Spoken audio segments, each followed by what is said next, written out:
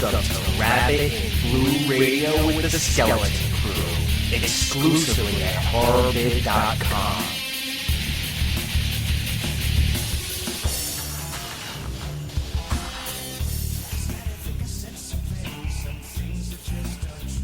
Hey, what's up, everybody? This is Rabbit and Blue Radio with the Skeleton Crew. This is Alex, Michael J, and our special guest host, Dan Chase.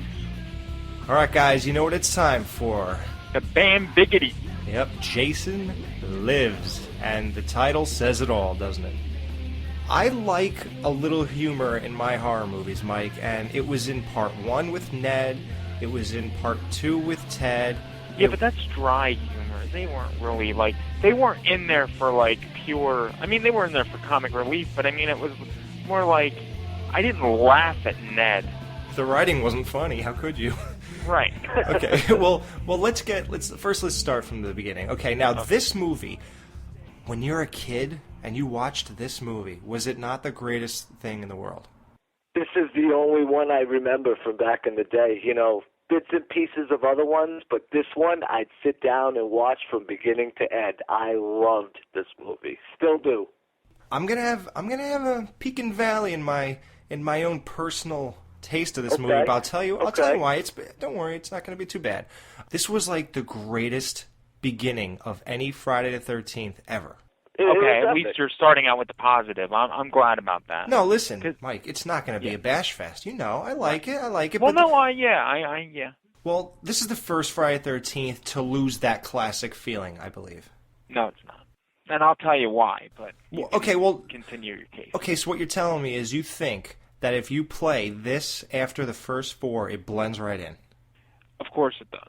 Mike. Come on, Dan, you think? Dude, when he comes back, there's just a general feel. His look is different. He just acts like, and I hate to say it, and this term is used all the time, zombie Jason. And, you know, it's a presence. And from the last time that he played... what was it, Ted White in number 4, there's a big difference. I mean, leaps and bounds. From there on, it seemed like not a different character, but, it was, you could tell. Let's say that Part 6 continued the storyline of Friday the 13th Part 5, and Tommy Jarvis was the killer, going around in his hockey mask. Do you think it would have been as effective if Jarvis would have been the killer in 6? I have no idea. All I know is that when they stopped Part 5, they actually set up for Part 6. They actually wanted Pam, Tommy, and Reggie to return, and they all refused. Yeah, well, because that would have been a huge mistake. All right? Because I think they realized at that time, because Friday the 13th Part 5 was probably so not liked among the fans that they're like, you know what, why do we want to come back and make another shit fest? Well, I know John Shepard there was a born-again Christian for one, so... Right. Yeah. Right. I don't think, who knows if any of that had anything to do with it, but who knows, that's just a whole different story. Who can really say what that movie would have been if they all came back? Honestly, since number 5 wasn't that stellar in all our opinions, to kind of continue that story, like I said, who's to say, but judging on that, it's not looking too good, Right. And I think that was the best thing with that guy not getting the role, like we said too. Not the biggest fan of his acting. Well, that's my opinion anyways, but, Tom Matthews coming in, I thought he did a spectacular job. And I know, some people don't share those feelings of mine, but, I got to say, right. He's one of my favorites, other than Feldman. He's right there. Honestly, and I love Corey Feldman, but I think Tom took it to another level. I mean, and I would always so many classic moments in it, though. Do you know what I mean? Does. Like from the beginning with the lightning bolt right. to just everything in it. Really, there's so many iconic moments, and like I said before, the look of Jason is just something out of this world. I think. Yeah. Best in the series up to date, in my opinion. Wait, what'd you say? The look of Jason in this? Yes. Is the best? I think so. I don't think so, and I'll tell you why. There's What would you say? There's a couple reasons why it's not the best, in my opinion. Okay, correct me if I'm wrong. He wore the same clothes he wore in Part 4, except that he added that strange belt, right? Mm-hmm. And gloves. And the gloves, exactly. Okay, now those gloves and that belt and that hockey mask being a little more flat, it appeared that just didn't look right, and I think he looked a little too clean to me. He looked like a movie prop kind of guy instead. Right. And one thing that really hurt the look of Jason was the guy who played him during the daylight scenes. Mm-hmm. I mean, that was just horrible. That guy looked like he just got off the couch after drinking 7 beers, strapped on a hockey mask, and he was like, "All right, where do you want me to stand?" I'm surprised they didn't reshoot that. I really am. You know what it is too, Alex? I think to me, he had the monster feel going on the most in this movie, and No, more than Part 7.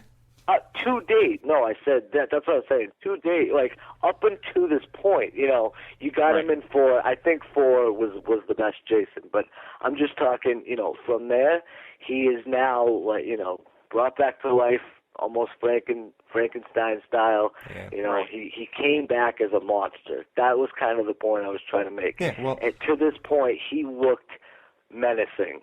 And then you go on. Couple more movies, and it's debatable, whether this one or those ones. But up until that point, I think it was the best looking one. But I totally get what you're saying too. There were certain aspects that I thought was off, but I just think, like I said, that movie monster aspect of Jason in that movie, I think overpowers anything previously done in those movies. Right, and I don't know that belt. It just looks like something like Bob Villa would wear. So. I thought you were going to say like a Batman utility belt. Or no, I thought he was going to start an episode of This Old House or something. See, this movie though, the comedy aspect to it, that's what I love the most. Like, no, like you said, Dan, Alex, we're gonna bump heads. Well, listen. I don't think they overdid it, except for the paintball scene, which I didn't enjoy. But you got to look at it this way too. I thought we would double team Alex. Well, you know what? Before we even get into that, look, let's just get into how the movie changed as a whole. There's a lot of things that come into what they did here with the zombie stuff, and the movie took a turn. Was this not the most commercial Friday 13th with the James Bond entrance and things like that? By far. Very commercial. Having Alice Cooper headline all the songs. Now listen, I love him. I have every single CD he ever made. And I just went to see him in concert in January. But that still was a sign of commercialism. Now, and what I noticed about this one was that this was the first. I think this is where the Friday film stopped and the Jason film started. Like Jason was Jason was no longer like a force lurking in the woods. He was a hockey mask zombie just walking in daylight, looking for anyone to kill, like these paintball guys. And I never once found myself rooting for Pamela or Jason in any of the first 4 films, which is generally what happens later in the entries. Like everybody roots for Jason. And you want him to kill people. I never felt that way. I always wanted my favorite cast members to survive, and I always felt bad when they died. And it was I was invested. In this one, it's almost like we're putting on a show for people instead of letting people watch this story. I've seen all of these movies many, many times. Okay, I've never rooted for Jason. Okay, I've never once. There was only one time, and that was Part 2. When the Gimp died. That was the only time I rooted for Jason. Other than that, I never rooted for him. And I think that anybody that roots for a maniac like that is a maniac themselves and deserves to be shot. Mike, come on, it's entertainment. Yeah, I can't even wrap my head around that one, Mike. I think what he's trying to say is, Jason by this point. He's not really a threat anymore. He's kind of the star of the movie. Yeah, but he is a threat because he's killing people. If he was going around with a top hat dancing, okay, then he's not a threat. Mike, All right, okay, listen. Now this zombie. Now remember how we always say that things pose questions. If Jason's alive at 33, that means he didn't drown. So that means how come he didn't do this? Okay. Now Right. the zombie thing, that has a lot of pros and cons to it. For one, let's get logical here. When Tommy opened the grave, it was just basically a skeleton with nothing on it really, except some tattered clothing. How would electricity fill this guy's body up with meat and make Actually, was there anything on him? No, dude. Yeah, I thought he was naked, just covered in maggots. Yeah, and those maggots would have died freaking years ago, dude. Tommy was 12. He was 28 years old when he opened that thing. That was 16. I thought he was younger than that. I thought he was like 20. Well, Tom Matthews was 28. I'm just going by that because there actually is no timeline, so I just kind of went with that. But right. So that's a long time, 16 years, and maggots would be dead. The meat would be gone, which it was. So how are they even there? Like when he came up and they fell off his face, they would have been gone long ago, man. Like I don't know. It was just like they weren't really thinking some stuff through, and I think a lot of this movie they just said, "Look, it's a movie." Right. You know what? I just thought of something. You know how we call him Zombie Jason starting in this one? Yeah. Okay. If he is a zombie, why doesn't shooting him in the head kill him like it does other zombies? I don't think that term's used literally. Like No. when we say zombie Jason, meaning the look of him, kind of, just how he moves around and walks and stuff. But the thing is, as opposed to different, running, how he used to run and stuff like that. I don't think zombie Jason runs at all. Do you know what I mean? So I don't think, when we say zombie Jason, it's not literally like he's a zombie. You know what I'm saying. I don't need to explain this shit. No, he doesn't eat brains or anything, and he doesn't Exactly. He doesn't go like whatever. He was just when people say, or they could say undead Jason, they could say, zombie is just a term that we use to separate the first 4 movies from the 6, 7, and 8. That's all. Right. Yeah, they're not Walking Dead rules by any means. No, there's no rules like that. Now here's another thing. We touched on this in the last episode. Yes. I wanted to ask you guys. Would it not have given this movie more credibility if Jason was resurrected the same way he was in Tommy Jarvis's dream as a kid, as opposed, like the lightning bolt thing makes it a little too cheesy. I'd rather Jason just opened his eyes at first impact when the spear hit him, and it would be more like Karloff's mummy coming to life instead of like lightning and being more like Frankenstein. It would be like more a little bit realistic, you know what I mean?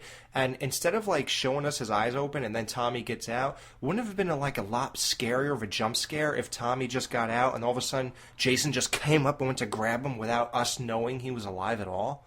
Yeah, very much so. Very much so, Alex. And I think this, too. I think by that lightning bolt coming down and kind of kicking all that stuff off, it set the tone for the movie and allowed for all, everything that came after that. It just allowed it to happen, and it kind of was almost like acceptable because you think back to the beginning. Yeah. Well, he was resurrected by a lightning bolt kind of thing. In the back of your mind, obviously you're not saying that directly towards the screen, but you're thinking, okay, I get what type of movie this is. Yes. It sets the tone. How do you feel about this? I was thinking that I think the Tommy Jarvis character gave validity to the zombie Jason by linking them together from having that character be there when Jason was totally realistic in part 4, having Tommy Jarvis there when Jason was being copycatted. Yeah. And then having him there through the transition of being a zombie, and it kind of gave credibility to each facet of Jason's evolution. Right. So do you think almost that like a continuity to that world. Tommy tied it together and made it like, well, hell, he was there when this happened, and Tommy accidentally brought him to life, and you almost focus more on the fact that the guy who killed him brought him back to life rather than how the hell did he come back to life? That's a great point, Alex. If he wasn't there, you're right. I think it would be very tough to kind of buy as a whole. Yeah, he sells it. He sells it.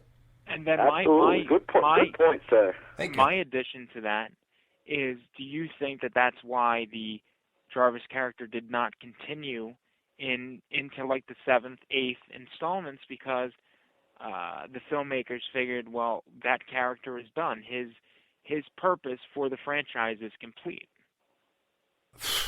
I don't know. I think they ran the gambit on him. I don't think he has any more to do. I really don't. Like, what are we going to do? To have the Chronicles of Tommy and Jason for the next 20 years, you know? Right.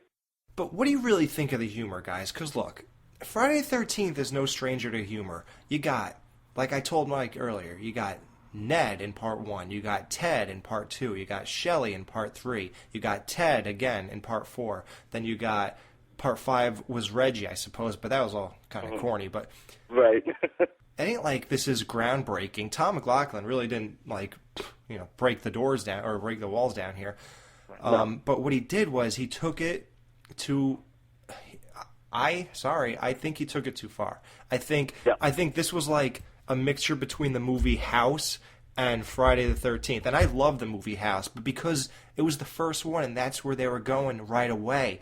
You can't take something as serious and dark and real and freaking badass like Friday the 13th and Jason and freaking throw comedy and make it all lighthearted. Ha-la-di-da, he's going to just walk around in the broad daylight like, what the hell, you know, I'm going to go pull your arm off and throw you into a tree, and when you fall off the tree, there's going to be a smiling face where your face hit with blood on it, and like... Oh, yeah, that was a little over the top. For better or worse, the series has progressed, and it's kind of been its own thing because of the comedy, and it changed everything, you know? And like I said, to each his own. Some people like it, and some people hate it. I like it. Did they go a little overboard, like I said, like you said, man, with the smiley face? That was ridiculous. That actually made me mad. Here's what I want to ask you, how you said it progressed. Imagine it's 1986, and you've already seen part 1 through 5, and damn it, if they weren't, it's like the damn Saw movies, or one after another, you remember them very well, right? Absolutely. You go into a theater expecting to see something somewhat scary. Mm-hmm. Right off the bat, you get this paintball stuff, and you get the face into the tree, and you know, it just goes on and on with the jokes, and just ridiculousness in a lot of it. What the hell? What the F? What the F moment? Yeah. You know what, Alex? I agree. I think at that time, you're right. I would have had that reaction as well. But at the same time, you know, the year is 2012. You know, I would have been 1 year old. So it's just it's funny how time is everything. If we did live back then, I think totally I would have had the same reaction you did. I would have said, what the fuck is this? Because even now, to this day, when I see it, I say, okay, you know, that's pretty stupid. But that's the thing. Like, we've learned to come and love Jason or whatever and all that bullshit. So when you look at stuff like this, it's really, you take it with a grain of salt. You actually bring up two things, and let me just get to them real quick. One is that you ever notice that everybody just wants the same 4 movies over and over? Like Mike sits here and he complains about the remake. Oh, it didn't feel like a Friday the 13th. Mike is one of these guys who want to see the same movie every time they make a new one. Now, you said that this movie, as it changed to the comedy, it was a good thing because, well, let's do something different. And you said it was good, but people like Mike really don't want that, and yet he's okay with it. I don't want to beat the is this comedy good or not into the ground, you know. Right. So, okay, well, how about this? Were there any truly scary moments about this movie besides the tension that was building up when Tommy was preparing his boat for Jason? Like, that was pretty scary. The guy's getting everything ready and this guy jumps out. That was awesome. Now, were there any other ones? Because when I think of a scary moment in here, or an attempt at one, I think of when Jason was walking like parallel with the counselor. Remember, she was in the cabin, he was outside? Oh, wow, Yeah, that was good. Yeah, that would have been like really eerie and scary, but you know what? It would have been had I given a shit about her, and I, you know, I already seen Jason on screen for 10 minutes walking around in the broad daylight. There wasn't really that great of a character development with these counselors, so it kind of lost me there. It didn't do what it was supposed to do. You know what, though, Alex? It did have a couple. There was one when Jason goes into the little kid's cabin, and the girl closes her eyes and counts to 10 or whatever. Yeah, and he's like kind of like going in closer to her. Yeah, see, that's the thing. It's got a few good moments, but you're right. You know, the comedy, it just took it to a whole different level. It's not a scary horror movie anymore. And you know like what? The other ones were. It's not. No, and I'll tell you where the comedy worked. Court was funny in the Winnebago when he was driving and the girl was falling forward and backward, that was good. That was perfect. That was. It's, you know what? And Mike, me and you, I'm not even going to do the paintball argument with you because we've already been down that road. Yeah. You cut the paintball scene out, this movie goes up another point. I disagree. Really? Dan, what do you think? I 110% agree because that scene just makes me so mad. Even that scene with all the comedy in it, with that scene put in there, it seems out of place. No matter if you put 10 times as much comedy, I think. It was okay. No, you can't argue it, man. That was ridiculous. It was over the top. It was stupid. Mike, you know what? Mike, at least admit some things are stupid. Okay. I mean, no one's saying it's a bad movie. I think it's great. Right, I understand that, but what do you want me to admit it's stupid? You really don't think anything's stupid about that? I do not think anything is stupid about that, honestly. And the enigma that is Mike Sangovich continues. Again. It's so hard. It's so hard to move on because we keep sort of going back to the freaking comedy. I wanted to go over the deaths in this movie because some of them were good, but, you know, like you mentioned earlier, Alex, a lot of people were just thrown in there just for extra deaths and whatnot. But literally. I think... Oh, absolutely. But I think the sheriff's death, obviously, is one of the most memorable ones in the whole entire series. Yep. If not the most brutal, definitely the most memorable. I can't even think about it. I actually want to move on. You know, I feel like a Debbie Downer at this point, but I'm going to make this funny. This is a what the F moment. Okay, Jason kills this girl in the cabin. I forgot the redhead chick. Paula. Yeah, Paula apparently has about 50 gallons of blood in her veins. I know, right? Do you know how much blood is in the human body? Enough to paint a room? You're damn right. There might be. Who knows? Dude, my brother's a nursing student. I should ask him this. If you hit one of those arteries, right, you could. And, the blood just sprays, dude. Was that a sound effect? Yeah, it was. So you want to get into any characters? You got Megan. I know Mike likes Megan. She's extremely attractive. Oh, man, I'm in love with Megan. Damn you, Mike, I'll fight you to the death.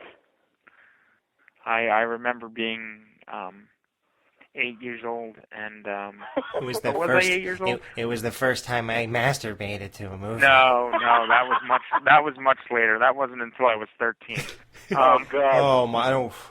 But no, but it was like 1987, and it had just come out on VHS, and I had rented it from West Coast Video, and this wasn't the first time that I saw it, and I snuck it out of my house because we had to take it back, I guess, later that day, and my friend's parents were not at home, so we couldn't really go and watch the thing in the house. And he really wanted to see it. So we got one of those tubs of Legos. And we're, putting the little pieces together. I don't even know. I mean, it was a pretty primitive VCR. I don't even think we really got all the way through. You built a VCR out of Legos? We attempted to. And then by the time we got about halfway through, we run out of Legos. Oh, then you couldn't play the movie. Well, we realized after that point, we're like, okay, well, now that we have kind of half a VCR. You could watch half the movie. Is that what you thought of? Well, then we realized, we didn't have anything to watch it on because we didn't have enough Legos to make a TV. And then I realized, for the VCR to actually work, it must need something inside or a power source. And, I had already kind of shocked myself before when I was a child. So I was afraid to plug stuff in because I used to suck my thumb. I think you did a lot when you were a child, like eat lead paint, sniff glue. Oh, ready for the awards? Let's give it to them. All right. Originality of the storyline. 10, totally original, yes. Honestly, I don't know what the storyline is. Yeah, that's what I was just going to say. Tommy versus Jason. Oh, right. What do they actually do here? He resurrects him, and then he's like, oh, shit, I got to kill him again. Yeah, that's the storyline. That's basically it, right? Yeah. I think that's pretty original. I don't think anybody's done that. Well, no, hey, guys, check it out. It's Frankenstein all over again. He made Frankenstein, then he tried to kill him the rest of the movie. Right. Oh, and can I just say, too, this is the first Friday the 13th that had no nudity in it, gentlemen. Now, there was a sex scene, but no nudity. That's the other problem I had with this. I wanted to see Megan naked, personally. Oh, yeah, but first of all, they wouldn't probably do that, most likely, because she was the main character. And second of all, I mean, you know, classy chicks like that usually don't take it off. So. Hottest girls in the movies. I think Court's girlfriend is the hottest girl in this movie. Nikki? Yeah. Is that the? I'm trying to think. The girl who was dancing on top of him when they were having sex. Oh yes, yes. Can you keep it up for the song? It's only 10 more minutes. It's between her and Megan. I got a thing about what's that actress's name? I forget, but. Yeah, the girl who plays Megan, I'm just head over heels for. So I got to go with her. I got to do it. Yeah. You know, yeah, and that's another what the F moment of this movie. Can you keep it up? The song is only 10 more minutes. How many songs on this planet are 10 minutes long? It was a dance mix. And, not even. Oh, God. And the best was, do you see him roll his eyes when she says that? He's like, are you kidding me? I like that as soon as the lights went out, he somehow finished in like a millisecond. Yeah. That's what I was going to say. Who can go 10 minutes? Yeah. Are we live? Yeah. He went, like, all the power went, when he went, oh. You know, at that point, right.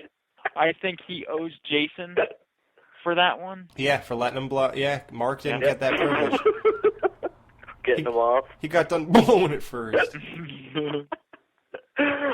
So Jason's not really a bad guy. He's just, you know, trying to help you get it out. Misunderstood. No, Jason understood that when you see that Winnebago rocking, you don't come killing.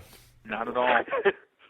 Nice, dude. Yeah, nice. Did you notice, too, when he sees that, the RV or whatever, and, like, you notice, like, he tilts his head almost to say, like, what are they doing?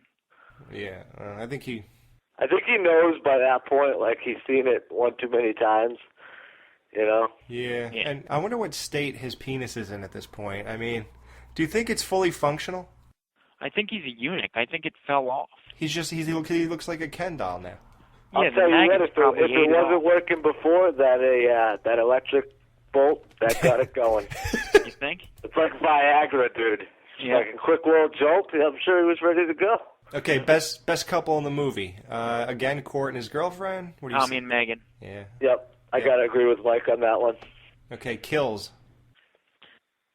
The cop was probably the best? Right? That was my favorite. Yeah, absolutely. That was good, but I also liked Martin, the caretaker at the cemetery.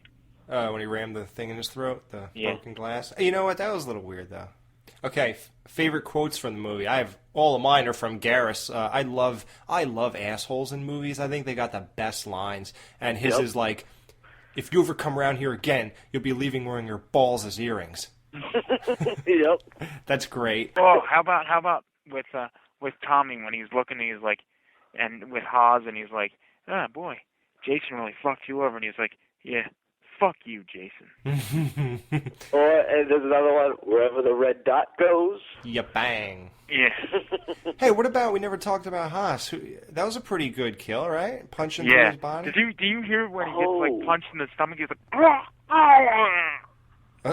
and the blood like fills his throat, and it's just like he's dead. I forgot about that. Yeah, that was a pretty good one too. Very good, actually. Yeah, that was almost as good as the cop getting snapped back. All right, well, I think that about wraps it up. I talked about a lot of stuff. I think overall, I guess we'll rate this movie now. Okay. Alex? You guys go first. I always go first, and you know what? I want to hear you guys kind of sell me to make it a few points higher, even with the comedy stuff I don't like. So it's a flat-out 10 for me. I think we know that already. Okay. Well, I give it a solid 8. And, you know, the reason why I don't give it any lower or any higher is because I think it knows what it is. It is what it is. Like I said, at that time, it was competing with all the other movies, so you got to have a big body count. It's almost like a necessity to have these certain things. And they added a couple more elements, like you said. You know, they switched things around. And, you know, I give them credit for that. It's a fun watch, so for me, it's a solid 8. I'm going to say this is a 6 to a 6.5. Okay. You know, I mean... That's fair. Yeah. I could say that's fair. Yeah. Yep. I mean, it's not so bad for, you would think after all the questioning I did that I would have a lower rating, so. Right. Now, would you think that the comedy is the main aspect in that rating, whether it would be 6, 7, 8? Because let's face it, everything else is pretty much right on point. It's a good movie. There's good beats in it, but there's that comedy element. So I'm sure, like you said, you either love it or hate it. And if you hate it, not necessarily hate it, but if you're not feeling it, I'm in the middle. I don't love it or hate it. I'm taking hits from both sides, the good and the bad, and ended up in a 6.5. I mean, yeah, if you take out paintball, you take out the hokiness, little thing. I think paintball's the biggest problem, probably. Yep, exactly. You take that out, and you take the belt off of Jason, you take the gloves off of Jason, and you take a little bit of the meat out of him, you tatter up those clothes a little bit better. I'm going to give this movie an 8, like you said. All right. Yep. Well, I'm happy, and that was a fun one to dissect. Yep, that was good. All right, guys, so we'll see you in the next episode where we take on Friday the 13th, The New Blood. Funny title, because I couldn't find a drop in it. That's disappointing. Thank you, MPAA. Yeah. So we'll get into that tomorrow for episode 7. See you tomorrow.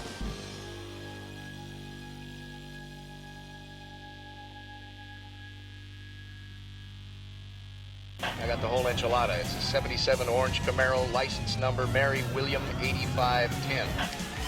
That's my daughter's car. How do you want to proceed? Extreme care, asshole.